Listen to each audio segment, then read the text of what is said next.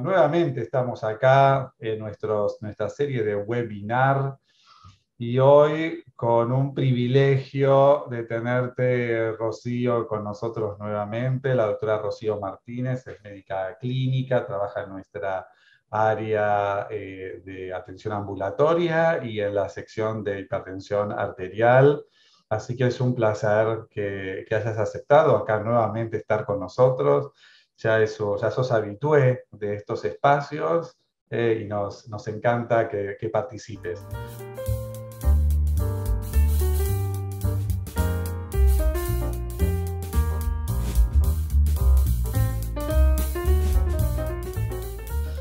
Hoy un tema que para nosotros es muy importante, vinculado con la hipertensión arterial y el uso combinado de medicamentos, ya sea que en una misma pastilla tenga varias cositas. Entonces, es algo que cada vez se está imponiendo más, es algo que se viene por completo, y mientras más tengamos nosotros conocimientos, herramientas y estrategias para cómo utilizarlo mejor. Así que bueno, muchísimas gracias y bueno, y te escuchamos atentamente. Bueno, muchas gracias Marcelo por la presentación. Estoy muy agradecida que me vuelvan a invitar. Para mí es un placer poder estar acá. Y como vos decías, en esta charla de la medicina basada en la evidencia y la práctica diaria, nos vamos a ocupar del subtópico que tiene que ver con hipertensión arterial. Y cuando uno piensa en la polipil, si elijo comenzar con la polipil, ¿cómo empiezo? Básicamente la historia de la polipil, que viene ya desde hace varios años, tiene que ver con cosas que son muy sabidas por nosotros, y puntualmente que las enfermedades cardiovasculares representan un altísimo porcentaje de mortalidad en todo el mundo, sobre todo en países de ingresos bajos y medios, que esto es algo que nos involucra de manera directa. Y por otro lado, que la hipertensión arterial y el colesterol LDL elevado se encuentran entre los factores de riesgo modificables más importantes para la enfermedad cardiovascular. Entonces, un poco esto marca el escenario de la justificación del uso de la polipíldora para poder tratar en los pacientes no solo la hipertensión arterial, sino los perfiles lipídicos desfavorables, justamente para alejarlos del riesgo de sufrir eventos cardiovasculares. Y si nosotros vamos a uno de los estudios poblacionales más importantes en hipertensión en Argentina, que son el RENATA 1 y el RENATA 2, con casi 10 años de diferencia, fíjense que más de la mitad de los hipertensos tratados no están controlados. ¿Y esto en parte a qué se debe? A que más del 70% de la población en estos dos estudios tuvieron como terapia de inicio una monodroga, es decir, un solo fármaco antihipertensivo para controlar la hipertensión arterial. Menos del 30% tenía una terapia combinada con dos drogas y menos del 10% con tres. Y también se sabe desde hace varios años que es mucho más efectivo combinar dosis medias de antihipertensivos para el tratamiento de la hipertensión arterial que seguir aumentando la dosis de un solo fármaco para el tratamiento de la misma. Ahora bien, ¿cuáles son los beneficios de la terapia combinada antihipertensiva en este punto? Bueno, por un lado, como estábamos diciendo recién, es más eficaz, tienen mecanismos de acción complementarios, y esto tiene que ver con que la hipertensión arterial sabemos que es una entidad multifactorial, se alcanzan los objetivos de manera mucho más rápida, hay reducción de los efectos adversos, porque sabemos que aumentando la dosis de una monodroga para el tratamiento de la hipertensión arterial, empezamos a borrar el beneficio del control de la presión arterial y empiezan a tener mayor prevalencia los efectos adversos con el incremento de las dosis. A partir de las modificaciones farmacodinámicas de las combinaciones, tenemos mayor duración de acción de la medicación, un amplio espectro de respuesta, mejor adherencia a la terapia. Esto es indiscutible, no es lo mismo a un paciente tener que darle 1, 2, 3 fármacos que darle una terapia combinada para tratar una entidad, y menor costo del tratamiento que si el paciente tuviera que estar comprando las medicaciones por separado. Bueno, espectacular esto, Rocío, pero yo siempre, viste, es una garra y dice, y más con los adultos mayores, que uno es muy cauto. ¿Ah? Vos empezás con dosis bajitas, les vas subiendo, viste, y siempre en el consultorio digo, bueno, se lo doy directamente, quizás me estoy adelantando un poquitito a la charla, viste, pero yo te escucho todo esto y me da unas ganas, ¿no? De preguntarte, bueno, quizás y quizás te la dejo picando para estimular acá al auditorio. Si yo llego a las dosis de mantenimiento, por así decirlo, de una o dos medicamentos, de dos en este caso, y ahí cambio a la polipil, o si eventualmente empiezo directamente con las dosis bajas. Esa es la pregunta que a veces uno se hace en el consultorio. Si la vas a contestar después, obviamente lo dejamos ahí en un ratito y la gente la tenemos ahí prendida a los auriculares, escuchando. Pero esto es una de las grandes preguntas que a veces nos hacemos, ¿no? Si empezamos con dosis bajita y después se le doy la polipil o empiezo directamente. Es una excelente pregunta y si te estás adelantando, porque esto lo vamos a responder más adelante, pero sí, es una de las dudas que se generan si empezamos directamente con una combinación de fármacos o estamos habilitados a empezar primero con el tratamiento de manera por separado y esperar a ver si el paciente alcanza los objetivos y ver cómo tolera la combinación de los dos fármacos por separado y después evaluar la posibilidad de agregar una polipil. Pero esto lo vamos a contestar en un ratito y vamos a dejar a la audiencia en suspenso Claro, para y que después tratar de... pregunten. Perfecto, y Y que que tal pregunten, cual. que hagan las preguntas por YouTube, por favor, hagan las preguntas por YouTube o por Instagram, como quieran, que nosotros las vamos a ir contestando. Adelante, Rocío. Y ahora agrego algo más, porque tenemos la posibilidad no solamente de combinar fármacos antihipertensivos para empezar el tratamiento de los pacientes, sino que también se empieza a evaluar la combinación dentro del tratamiento con el agregado de una estatina.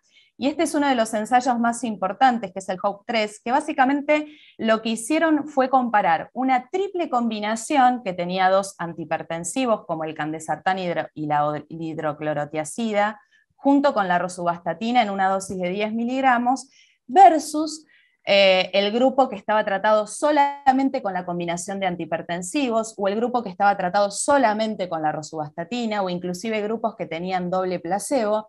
Pero lo interesante de este trabajo es que dentro de los criterios de inclusión, que ustedes acá pueden ver la edad de los pacientes, es que tenían al menos un factor de riesgo cardiovascular acompañante, como podía ser tabaquismo, colesterol HDL bajo, disglucemia, perímetro de cintura aumentado, enfermedad renal crónica leve o historia familiar de enfermedad cardiovascular.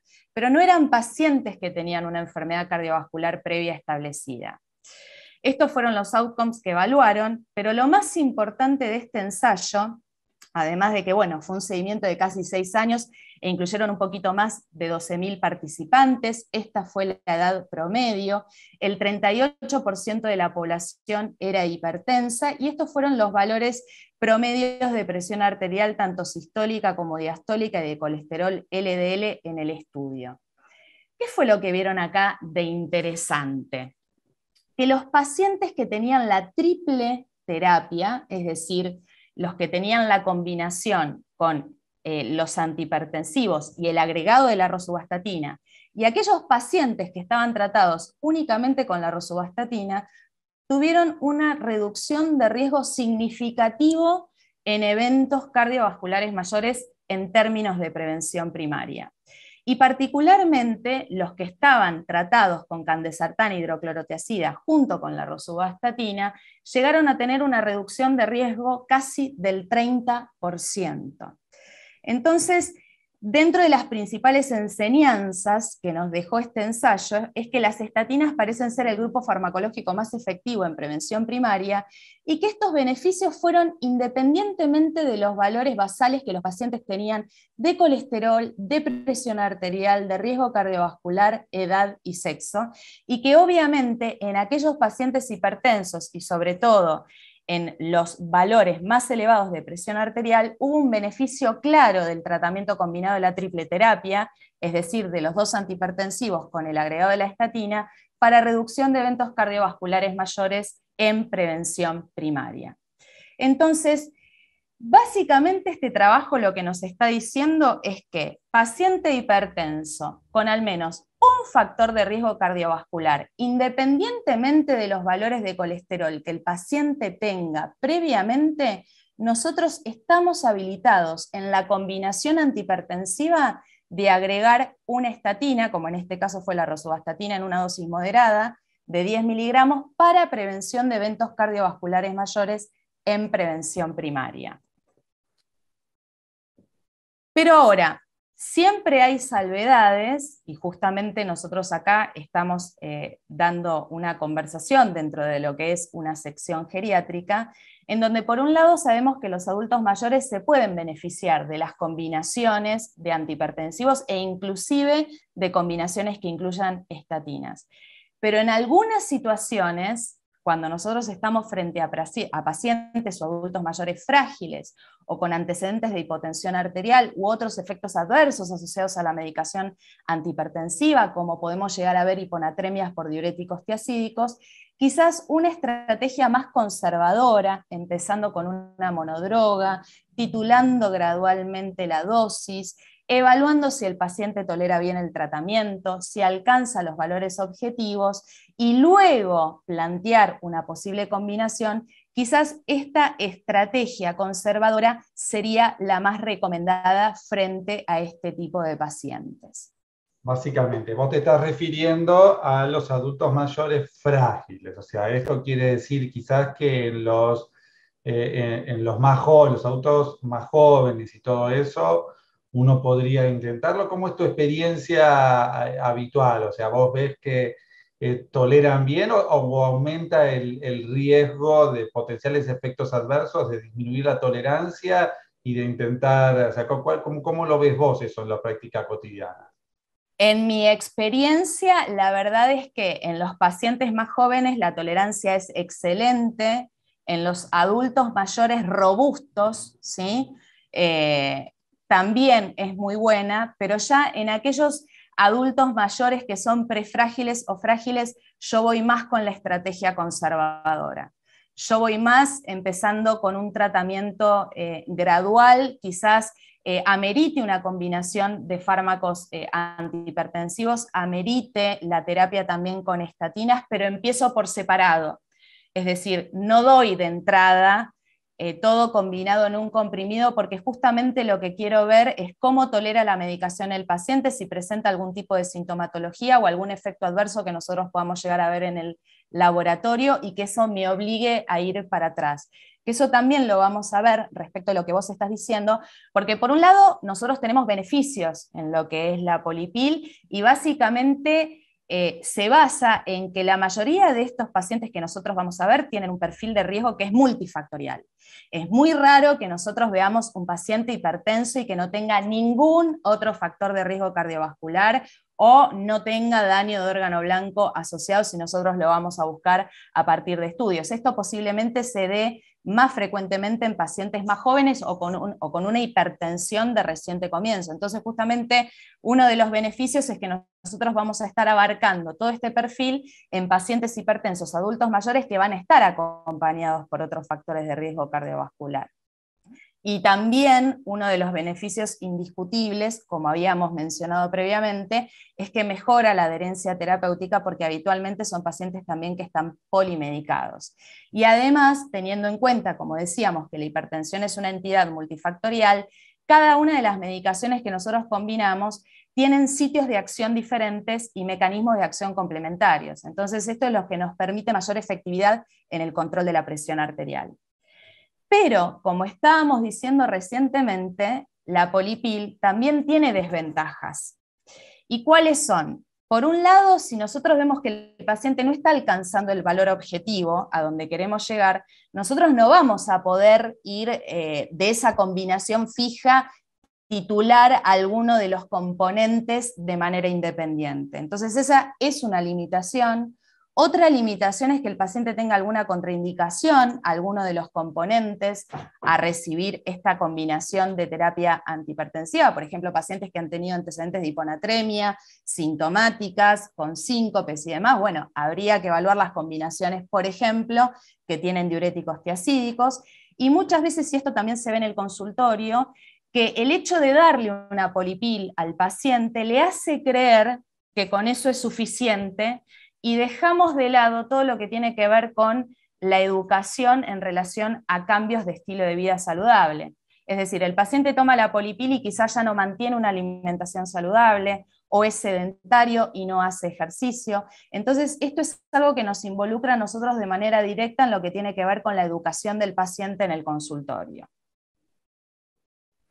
Esto es simplemente para recordar que todas las guías de hipertensión recomiendan el inicio del tratamiento combinado, ¿sí? Lo que les quiero marcar acá, que hay una diferencia entre las guías europeas del 2018 y las guías de la Sociedad Internacional de Hipertensión Arterial, que en las guías europeas pasan directamente de la doble combinación a la tercera de medicamentos antihipertensivos si el paciente no alcanza el objetivo, pero en estas guías de acá, de la Sociedad Internacional de Hipertensión Arterial, ellos plantean que es posible pasar de una combinación doble a aumentar alguno de los componentes de esa combinación doble antes de pasar a la tercera. Y esto es posible porque en la actualidad y en Argentina tenemos combinaciones de medicación antihipertensiva en donde tenemos terapias duales a baja dosis y que después vienen formulaciones donde nos permiten aumentar la dosis de uno de esos componentes manteniendo la otra fija, o aumentar en una tercera formulación la dosis de esos dos antihipertensivos a dosis máxima. Es decir, tenemos pasos intermedios.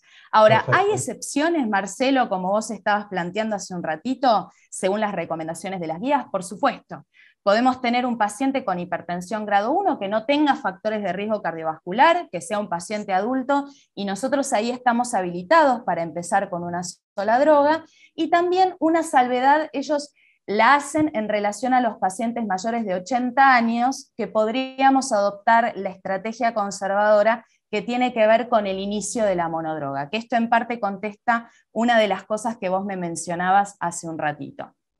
Sí, entonces, a ver, ¿cómo puedo decir, bueno, bajas dosis? ¿A qué estamos llamando con baja dosis? O sea, más vale poner baja dosis de 2 o 3 y después ir subiendo de a una, o sea, ¿cómo hacemos el escalonado? O llegamos a dosis medias, digamos, para ir aumentando. Esa es la pregunta que uno se hace en el consultorio.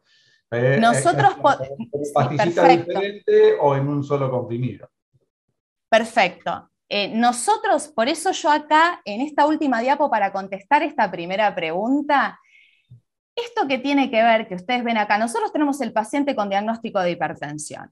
Entonces ya sabemos que nosotros vamos a poder empezar la terapia combinada en aquellos pacientes menores de 80, como nos dicen las guías, e inclusive no solamente plantear el inicio combinado de la medicación antihipertensiva, sino que con cualquiera de estos factores de riesgo cardiovasculares asociados, nosotros ya vamos a poder incluir una estatina en el tratamiento.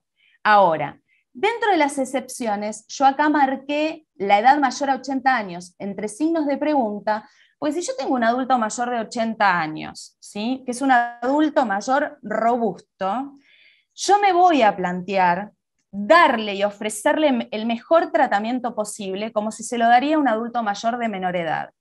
Entonces, respondiendo a la pregunta que vos me estás haciendo, yo estaría habilitada a empezar con una combinación antihipertensiva a dosis baja de los dos. Y lo cito de manera, digamos, seguida. A los 15 días lo vuelvo a ver en el consultorio, controlo la presión arterial en el consultorio, le puedo pedir que haga mediciones ambulatorias si es que tiene un tensiómetro automático de brazo en la casa, para que la semana previa haga las mediciones de presión arterial y yo vaya viendo cómo se va comportando la presión arterial en ese sentido. Y después vamos viendo si debemos incrementar la dosis según los valores objetivos que querramos alcanzar en los pacientes. Lo que no queda en realidad ninguna duda es en el adulto mayor frágil ahí nosotros deberíamos plantearnos una estrategia gradual. Esto significa, y me hago cargo de lo que digo, quizás no empezar con la combinación directamente, sino empezar con la farmacoterapia de manera individual, a baja dosis, ver cómo tolera el paciente la medicación, seguirlo, justamente citarlo frecuentemente en el consultorio para ver los valores de presión arterial y pesquisar algunas otras cositas que vamos a hablar más adelante. No sé si querés agregar algo más, Marcelo, o preguntar algo No, más. perfecto, venimos totalmente en sintonía. Genial, se entiende bárbaro y vamos adelante. Pero la idea es, si empezamos con el tratamiento combinado, respondiendo a tu pregunta, empezar con la dosis baja, ¿sí? De los fármacos antihipertensivos. Y a veces quizás uno me pasó recientemente con una paciente que tenía registros de 150, joven, 55 años, registros de 150, 160, 80, viste, si a veces la dosis combinada le bajó demasiado. Claro, Entonces, claro. empezó con la polipil directamente, la polipil de dos medicamentos antihipertensivos, y ahí bajó Claro. mucho. Viste, si hubo que ahí. Entonces, a veces uno está también, si cuánto el valor inicial te puede determinar el comienzo con una polipil o el comienzo con una única medicación en dosis bajas. También está eso, ¿no? No es lo Claro. mismo vos tenés 145, 150, ya lo querés medicar, eventualmente porque no anduvo con otras medidas no farmacológicas, si uno ya lo quiere medicar, que si partís de 180. Por supuesto, por supuesto, por supuesto. Ahí nosotros, digamos, si bien las recomendaciones, cuando nosotros vamos a usar medicación antihipertensiva combinada, es empezar con dosis baja, ahí entramos en el manejo individual del paciente, del perfil de riesgo global, de la edad del paciente, y además también es importante no solamente quedarnos con los valores de presión arterial del consultorio. Son muy importantes las mediciones ambulatorias porque no nos tenemos que olvidar tanto de la hipertensión de guardapolvo blanco en el paciente que no está tratado, que es la presión arterial más elevada en el consultorio, pero normal en mediciones ambulatorias o más baja en mediciones ambulatorias, o el efecto de guardapolvo blanco, que es en el hipertenso tratado ya, que en el consultorio viene con valores de presión arterial que no están en objetivo, pero si yo hago las mediciones ambulatorias tiene valores más bajos. Entonces es importante lo que vos comentás porque siempre tenemos que complementar las mediciones de presión arterial del consultorio con mediciones ambulatorias. Que esto lo hemos hablado en otras charlas y capaz que me extiendo un poco en el tiempo, pero Totalmente espero. buenísimo el comentario para recordar. Hay que tener mucho cuidado con la tentación que uno tiene de intensificar el tratamiento solo con los valores de presión arterial de consultorio. Tenemos que ser muy precavidos y hacer mediciones ambulatorias en el paciente también. Ahora, respecto a cómo manejamos la hipotensión arterial con la polipil, nos tenemos que plantear dos escenarios. La hipotensión arterial ortostática, que esto es lo que nosotros podemos pesquisar en el consultorio, porque le tomamos al paciente la presión arterial y debemos hacerlo sentado y parado, y si observamos una caída de la presión arterial sistólica en 20 milímetros de mercurio más o de la presión arterial diastólica en 10 milímetros de mercurio más, estamos frente a la hipotensión ortostática, no me voy a abocar demasiado a esto, sino que voy a ir más al escenario de la hipotensión postprandial, porque esto es algo que nosotros objetivamente no lo vamos a poder ver en el consultorio. Pero sin embargo nos podemos encontrar con pacientes que espontáneamente, y sobre todo adultos mayores, nos dicen que después de comer, después de hacer alguna ingesta, se sienten como con la presión arterial más baja, tienen mareos y en el peor de los casos llegan a sincoparse. Entonces, ojo con esto, acá nosotros tenemos que pensar en esta entidad que es muy importante, que es la hipotensión postprandial, que básicamente tiene que ver con la caída de la presión arterial sistólica en 20 milímetros de mercurio o más dentro de las 2 horas de haber hecho una ingesta, y fíjense que es un factor de riesgo para ACV, para eventos coronarios y para mortalidad. Y la sospecha clínica, como yo les decía hace un ratito, suele surgir a partir de esto que nosotros inclusive podemos indagar en el consultorio, que espontáneamente el paciente lo cuenta dentro de lo que es el relato en una entrevista médica. Se suele dar con las comidas más importantes, que en Argentina principalmente esto lo tenemos que pensar o desayuno, pero principalmente suele ser el almuerzo. ¿Y qué hacemos para detectar esto? Bueno, nosotros le vamos a pedir al paciente que se tome la presión arterial por duplicado, es decir, 2 tomas de presión arterial, la hora previa y a la hora posterior de 3 almuerzos consecutivos, es decir, en 3 días diferentes. Otro tema que también es importante, te hago un bocadito, cuando tienen una ingesta diferente. A ver, ¿a qué me refiero? Van a comer a un restaurante, no están acostumbrados a comer postre, no están acostumbrados. Sí. Y en general les pasa, eso es medio un clásico, les pasa cuando ya están terminando el postre, se comieron un flan con dulce, y ahí hacen el evento, se pone más de manifiesto. Entonces, en el relato, abrir bien las antenas nosotros, porque sí puede ser, porque a veces puede pasar que postprandial tienen una suerte de modorra postprandial, digamos, que están cansados y esto y que lo otro, ¿no? Y que tienden a, porque también hay que sospecharlo y controlar eso, pero también uno lo ve cuando cambian la dieta, con una dieta diferente, van a un cumpleaños, que comen diferente, mayor cantidad, y ahí también se puede poner más de manifiesto. Absolutamente lo que decís. De hecho, he tenido pacientes que esto me lo han relatado en el contexto de eventos familiares. Así que perfecto el agregado, Marcelo, porque esto también pasa en el relato y de abrir el espectro cuando uno pregunta, ¿no? También cuando habla con los pacientes.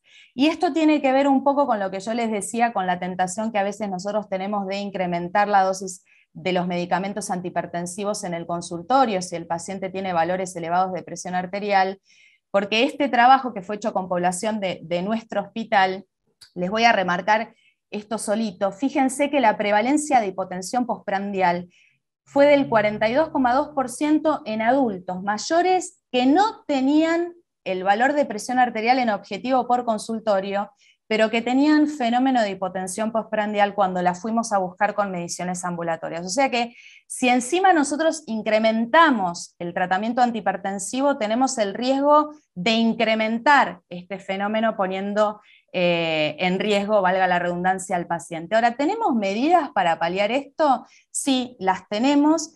Y me parece que son interesantes porque son fáciles de aplicar. Le podemos decir al paciente que fraccione las comidas como para que no sean muy abundantes, como bien vos mencionabas, Marcelo. Le podemos también sugerir que pueda beber café mientras está comiendo o inclusive que tome 2 vasos de agua antes de realizar la ingesta, evitar ingerir comidas que estén a muy altas temperaturas. Y esto me parece muy interesante, que es evitar tomar la medicación antihipertensiva tanto antes de las 2 horas de hacer la ingesta como en las 2 horas inmediatamente de realizar la misma, ¿sí? En esa franja horaria, evitar que el paciente tome la medicación antihipertensiva. ¿En dónde lo vamos a ir a buscar? Bueno, tenerlo en cuenta en pacientes mayores de 65 años, como bien hablamos, aquellos pacientes que relaten espontáneamente este tipo de sintomatología, o si nosotros lo vamos a preguntar, en pacientes que tengan antecedentes de cardiopatía isquémica o enfermedad cerebrovascular, antecedentes de hipertensión arterial, pacientes que estén tratados o no, antecedentes de diabetes, de enfermedad de Parkinson, que cursan con fenómenos disautonómicos, que tengan bajo índice de masa corporal, y la polifarmacia, que esto es una población también que nosotros vemos a diario, que suelen ser pacientes que están polimedicados. Entonces, atenti con esto está en un libro de mediciones ambulatorias que lo pueden descargar de manera gratuita en la página de la Sociedad Argentina de Hipertensión Arterial.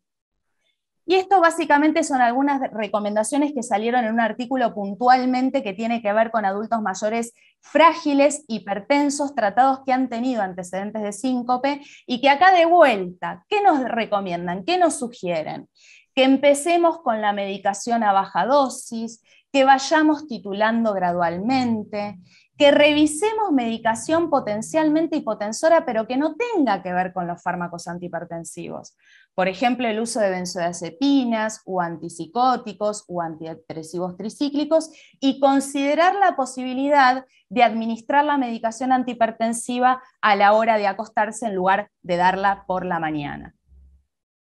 Entonces, respondiendo a esta segunda pregunta, ¿cómo manejo la hipotensión arterial con la polipil? Fundamental, pesquisar la hipotensión postprandial y la hipotensión ortostática. Y acá, y de esta frase también me hago cargo yo, si el paciente está con un medicamento que tiene combinaciones fijas de antihipertensivos, no nos va a quedar otra que suspender y barajar de nuevo. ¿A qué me refiero con esto? Básicamente una de las limitaciones que hablábamos al inicio. Nosotros no vamos a poder sacar una partecita de esa polipil para evitar los síntomas que ha tenido el paciente o modificar la dosis de alguno de los componentes, sino que si el paciente venía con la polipil, vamos a tener que suspender y rever la medicación y empezar nuevamente de manera gradual, titulando de manera pausada la medicación, citándolo de manera seguida para ver cómo tolera el tratamiento y considerar también el manejo de la medicación a la hora de acostarse, como hablábamos hace un ratito, en lugar de darla por la mañana. No sé si querés preguntar algo, Marce. Buenísimo, buenísimo. A ver, por eso, una cosa que se hace es muy importante y que vos lo comentaste, yo lo quiero resaltar, es controlar la hipertensión ortostática si tiene el paciente antes de empezar con la medicación. Porque, ojo, hay algunos trabajos que casi el 25% de los adultos mayores tienen hipotensión ortostática asintomática. Que si vos le das la medicación, corres el riesgo de que eso que era asintomático pasa a ser sintomático. Entonces también como un factor más a pensar, ¿viste? En cuanto a la dosis y eventualmente al momento de la indicación. Ya se la da más a la noche y no... ¿Viste? Pero siempre lo que uno cree es que en la medida que va tomando la medicación en forma crónica, va llegando una suerte de meseta de esos medicamentos que tienen que se toman una vez por día. No te digo los que habría que tomar 2 veces por día, sino los que te toman una. Entonces uno llegaría a una suerte de dosis de mantenimiento en nuestro organismo. Entonces no debería pasar eso. O sea, vos la tomás y no es que, corregime vos, y no es que vos la tomás y tiene más efecto las primeras 2 horas de la toma que a las 20 horas. Exacto, exacto. Y además también es importante lo que mencionabas respecto de la hipotensión ortostática sintomática, porque también pasa lo mismo con la postprandial. O sea, la hipotensión postprandial puede ser asintomática también. Entonces, si nosotros no la vamos a buscar y el paciente no relata síntomas, es un fenómeno que nosotros no estamos viendo y que podemos llegar a empeorar con el tratamiento. Así que es interesante también el aporte que me hacías, porque lo mismo pasa con la hipotensión postprandial. Y respecto de la última pregunta, si se puede agregar una tercera droga antihipertensiva, les traigo un trabajo muy importante, que es el Pianist, que fue publicado ya hace unos años, en el 2014, que básicamente ya en este trabajo lo que evalúa es una triple combinación con las medicaciones que ustedes ven acá, el perindopril en una dosis de 10 miligramos, con indapamida en 2,5 miligramos y amlodipina en dosis de 2,5, 5, 10, ya en pacientes que vienen con una hipertensión de difícil manejo, pero que tienen un muy alto riesgo cardiovascular. Se incluyeron casi 5.000 pacientes y la edad promedio fue alrededor de 64 años.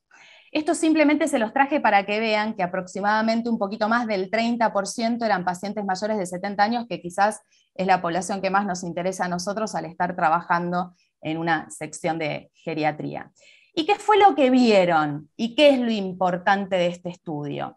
Que la triple combinación de la medicación antihipertensiva generó reducciones significativas en la presión arterial sistólica, independientemente del grado de hipertensión que los pacientes tenían previamente e independientemente del tratamiento farmacológico que venían recibiendo antes de este ensayo. Lo que ustedes ven acá, que son las barras en blanco, son los resultados finales con la triple combinación a los 4 meses de seguimiento.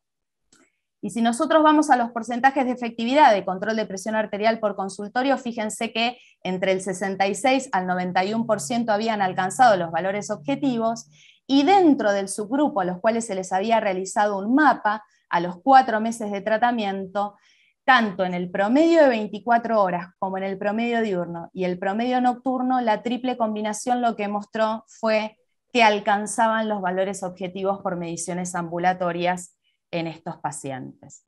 Entonces, básicamente lo que nos dicen es que en este ensayo la combinación es una combinación eficaz, como estuvimos viendo en los resultados en términos de objetivos de presión arterial, pero también ellos aclaran que si bien el ensayo no estuvo diseñado para evaluar eventos cardiovasculares, como cada uno de los fármacos por separado tienen un background de efectividad en relación de prevención de eventos cardiovasculares, la triple combinación lo que nos estaría permitiendo, por un lado, es alcanzar más rápidamente el valor objetivo de presión arterial y alejar al mismo tiempo más rápidamente el riesgo de eventos cardiovasculares a los pacientes.